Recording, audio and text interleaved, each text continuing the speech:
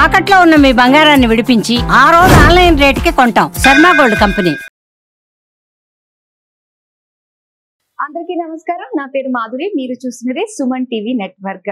మరి మే 1వ తారీఖు నుంచి 15 తారీఖు వరకు ద్వాదశ రాసుల వారికి ఎలా ఉండబోతుందో మనకు తెలియజేయడానికి మనతో పాటు ఉన్నారు ప్రముఖ జ్యోతిష్య పండితులు బ్రహ్మశ్రీ నందిబట్ల శ్రీహరి శర్మ గురువు గారు. నమస్కారం గురువు గారు. వాగర్థావివ సంపృక్తౌ వాగర్థ ప్రతిపత్తయే జగతః పితరౌ వందే పార్వతీ పరమేశ్వరౌ ఆదిత్యాయ చ సోమాయ మంగళాయ బుధాయ చ గురుశుక్ర శనిభ్యశ్చ రాహవే కేతవే నమః. శృంగేరి జగద్గురు పీఠాధిపతులకి కంచి పీఠాధిపతులకి నమస్కారములు తెలియజేసుకుంటూ కార్యక్రమాన్ని ప్రారంభిద్దాం. గురుగారు, వృశ్చిక రాశి వారికి మరి 15 రోజులు ఎలా ఉండబోతుందంటారు? మే 1వ తారీఖు నుంచి 15వ తారీఖు వరకు 12 రాశుల్లో జన్మించినటువంటి వారికి ఏ విధంగా ఉండబోతుందో తెలుసుకునే ప్రయత్నం చేద్దాం. ముందుగా ఈ 12 రాశుల్లో జన్మించినటువంటి వారికి 1వ తారీఖు నుంచి 15వ తారీఖు వరకు ఏ రోజుల్లో ఆదాయం బాగుంటుంది, ఏ రోజుల్లో ఖర్చులు అధికంగా ఉంటాయి, ఏ రోజుల్లో మానసిక ప్రశాంతత లోపిస్తుంది, ఎప్పుడు ఎలాంటి నిర్ణయాలు తీసుకోవాలి అనేటువంటి విషయాల గురించి క్లుప్తంగా తెలియజేసుకునే ప్రయత్నం చేద్దాం. ఇక వీక్షించేటువంటి ప్రేక్షకులు కూడా గమనించాల్సినటువంటి అంశం ఏంటంటే, ప్రధానంగా గ్రహాలన్నీ కూడాను మారబోతున్నాయి ఈ మే మంత్లోనే. మే 14వ తారీఖు రోజున గురువు మిథున రాశిలోకి ప్రవేశం చేస్తున్నాడు. అలాగే కొన్ని పంచాంగాలలో 16వ తారీఖు మరియు కొన్ని పంచాంగాల్లో 18వ తారీఖు రోజున రాహువు మీనరాశి నుంచి కుంభరాశిలోకి, కేతువు కన్యా రాశి నుంచి సింహరాశిలోకి ప్రయాణం చేయడం జరుగుతుంది.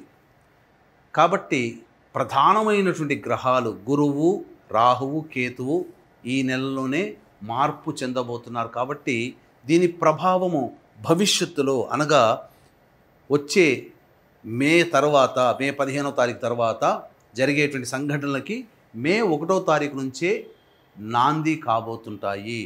కాబట్టి ఈ మే 15 తర్వాత జరిగేటువంటి మార్పులకి 1వ తారీఖు నుంచే శ్రీకారం చుట్టబోతాయి. కాబట్టి గ్రహాలన్నీ కూడాను మార్పులు అనేటువంటివి ఉంటాయి. కాబట్టి జాగ్రత్తగా గమనించగలరు. ఇక మన గ్రహాల యొక్క స్థితిగతులు చూసుకున్నట్లయితే మేషంలో రవి, అలాగే వృషభంలో గురువు, కర్కాటకంలో కుజుడు, కన్యలో కేతువు, మీనంలో శుక్రుడు, బుధుడు, శని, రాహువు. బుధుడు 7వ తారీఖు నుంచి మేషరాశిలోకి ప్రవేశం చేస్తాడు. మే 1వ తారీఖు నుంచి 15వ తారీఖు వరకు వృశ్చిక రాశిలో జన్మించినటువంటి వారికి ఏ విధంగా ఉండబోతుందో తెలుసుకునే ప్రయత్నం చేద్దాం. ప్రధానంగా ఉద్యోగస్తులకి ఈ వృశ్చిక రాశి వారికి 29 మార్చి నుంచి శని ప్రభావం బయటపడిపోయింది.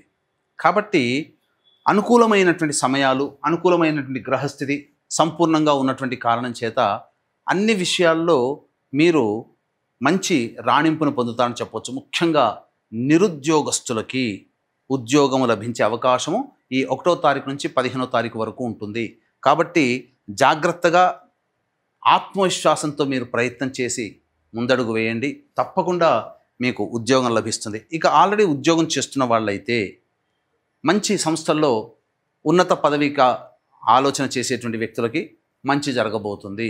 అంటే ఏంటి, కొత్త సంస్థలలో మంచి ఉద్యోగము లభించడం కానీ, లేదా ఆల్రెడీ చేస్తున్నటువంటి సంస్థల్లో పదోన్నతి ప్రమోషన్స్ రావడం కానీ జరిగే అవకాశాలు ఎక్కువగా ఉంటాయి. తర్వాత చెప్పొచ్చేది ఏమిటంటే, అన్ని విధాలుగా అనుకూలముగా ఉండేటువంటి పరిస్థితి ఈ 15 రోజుల్లో ఉండబోతుంది.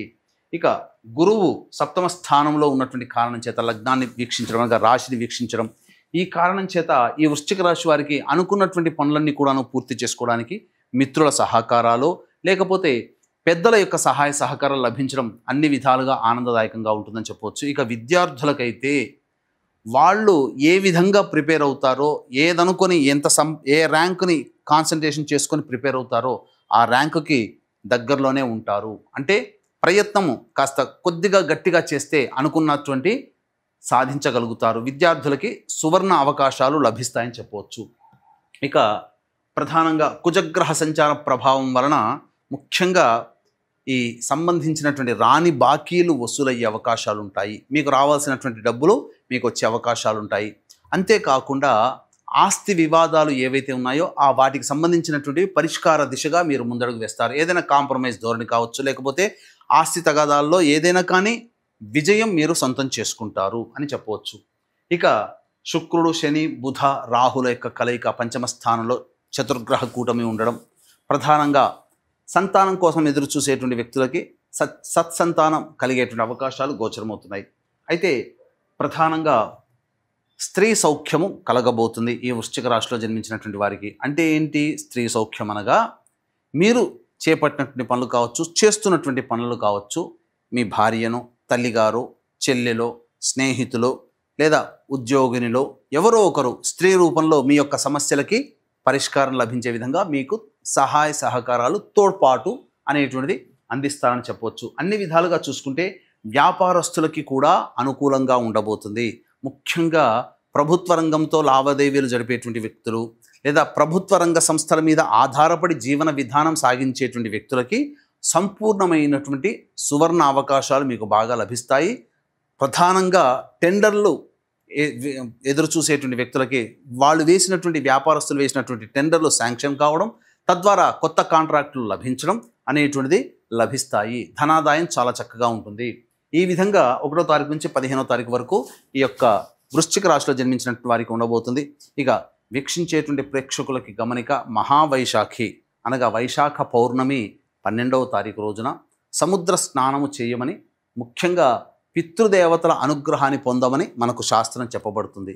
దీన్ని దృష్టిలో పెట్టుకుని తండ్రి వైపు 6 తరాలు, తల్లి వైపు 3 తరాల్లో దుర్మరణాలు పాలైనట్లయితే, అనగా road accident, fire accident, suicide attempt, నదిలో బావిలో పడి చనిపోవడం, ఇంట్లోంచి వెళ్ళిపోవడాలు, లివర్ ఫెయిల్యూర్, కిడ్నీ ఫెయిల్యూర్, క్యాన్సర్తో చనిపోవడము, పిండ ప్రదానాలు చేయలేకపోవడము, లేదా 60 సంవత్సరాల లోపల కుటుంబ సభ్యులు ఏ విధంగానైనా చనిపోయినా, ఇవన్నీ కూడా పితృదోషాలకే మనం చెప్పవచ్చు. కాబట్టి ఈ యొక్క పితృదోషాల నివారణార్థమై 12వ తారీఖు రోజున కార్యక్రమాలు జరిపించడం జరుగుతుంది. కాబట్టి 10వ తారీఖు లోపల ఎవరైనా రాదలిచినటువంటి వాళ్ళు, కార్యక్రమం చేయదలిచిన వాళ్ళు కార్యక్రమ తదనంతరం కాంటాక్ట్ చేసి పూర్తి వివరాలు తెలుసుకోవచ్చు. ఈ యొక్క దోషములు తొలగిపోతే మీరు అనుకున్నటువంటి పనులలో విజయాన్ని సాధిస్తారు. అన్నిటికంటే మించి చేపట్టినటువంటి ప్రతి పనిలో కూడాను ముందడుగు వేస్తారు. ధనాదాయం చాలా చక్కగా ఉంటుంది. ప్రశాంతకరమైన జీవితాన్ని పొందుతారు. ఏ పని చేసినా కలిసి రావట్లేదు అనేటువంటి వాళ్ళకి ఈ యొక్క దోష నివారణే పరిష్కారంగా చెప్పబడుతుంది. అయితే ఇప్పుడున్నటువంటి కాలంలో ప్రధానంగా ప్రతి దాంట్లో కూడా, ప్రతి వ్యాపారంలో కానీ, ప్రతి వృత్తిలో కానీ, ప్రతి ఉద్యోగంలో కానీ, ఎక్కడైనా కానీ మంచి చెడు ఉన్నట్టుగానే ఇప్పుడు ఈ యొక్క దోషాల పేరిట, అనగా మానవుడు ఉన్నటువంటివి 27 నక్షత్రాలు. ఆ 27 నక్షత్రాలలో 19 నక్షత్రాలలో జన్మిస్తే ఈ పితృశాపాలతో జన్మిస్తారు అని చెప్పి ఒక దుష్ప్రచారం మొదలు పెడుతున్నారు వ్యాపారాత్మక ధోరణితో. అంటే నక్షత్రంలో పుడితే నక్షత్ర జననం శాంతి చేయించుకునేది శాస్త్రం చెప్పబడింది. కానీ ఈ పితృశాపాలు, స్త్రీ శాపాలు, సర్పశాపాలు, దైవశాపాలు, గురు శాపాలు అనేటువంటి ఈ 5 శాపాలు అనేటువంటివి ఈ 19 నక్షత్రాల్లో పుడితేనే ఈ శాపాలు వస్తాయి అని చెప్పి ఒక దుష్ప్రచారం చేసి ఒక ప్రధానంగా శాస్త్రానికి మచ్చ తెస్తున్నారు. అటువంటి వాళ్ళు ఏంటంటే ప్రతి వ్యక్తులలో కూడా ఒక కుటుంబంలో నలుగురులో ఎవరో ఒకరు ఈ నక్షత్రాల్లో పుడతారు. అమ్మో ఈ శాపాలు మాకున్నాయి, మేము చేసుకోకపోతే మాకు విముక్తి కాదేమో అని ఒక భయభ్రాంతులకు గురై అవసరం ఉన్నా లేకపోయినా మనం ఈ యొక్క కార్యక్రమాన్ని చేసుకుంటున్నారు. అంటే ఉదాహరణకి ఒకప్పుడు స్కైలాబ్ పడిపోతుందనంటే అందరూ ఉన్న ఆస్తులన్నీ అమ్ముకొని ఎంజాయ్ చేశారు, కానీ ఎక్కడో సముద్రంలో పడ్డది. పూర్తిగా పేదవాళ్ళు అయిపోయారు చాలామంది మన భారతదేశంలో. అట్లాగే ఈ విధంగా జరగబోతుంది. కాబట్టి అటువంటి దుష్ప్రచారాలని నమ్మకండి వీక్షించేటువంటి ప్రేక్షకులకి. అంతేకాకుండా సహజంగా నిజాయితీగా చేయించదలిస్తే 3 నుంచి 4 గంటలు పడుతుంది ఇటువంటి శాప నివృత్తి కార్యక్రమాలు.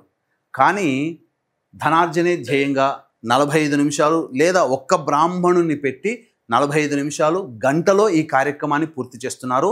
ఇది చాలా మోసంతో కూడుకున్నటువంటి పని. అటువంటి మోసానికి మీరు గురి కావద్దు అని నిజాయితీగా చెప్పడం జరుగుతుంది. కాబట్టి అవకాశం ఉంటే 2013 సంవత్సరం నుంచి నిజాయితీగా చేయిస్తున్నటువంటి ఈ కార్యక్రమంలో మీరు పాల్గొని దైవానుగ్రహాన్ని, అంతకుమించి పితృదేవత అనుగ్రహాన్ని తరించవచ్చు. సముద్ర స్నానం వైశాఖ పౌర్ణమి పితృదేవత అనుగ్రహాన్ని పొందేటువంటి రోజుగా చెప్పబడి ఉంది. అటువంటిది మనం కర్ణాటకలో చేయిస్తున్నాం. అవకాశం ఉన్నవాళ్ళు 10వ తారీఖు లోపల ఈ కార్యక్రమంలో నమోదు చేసుకోవచ్చు.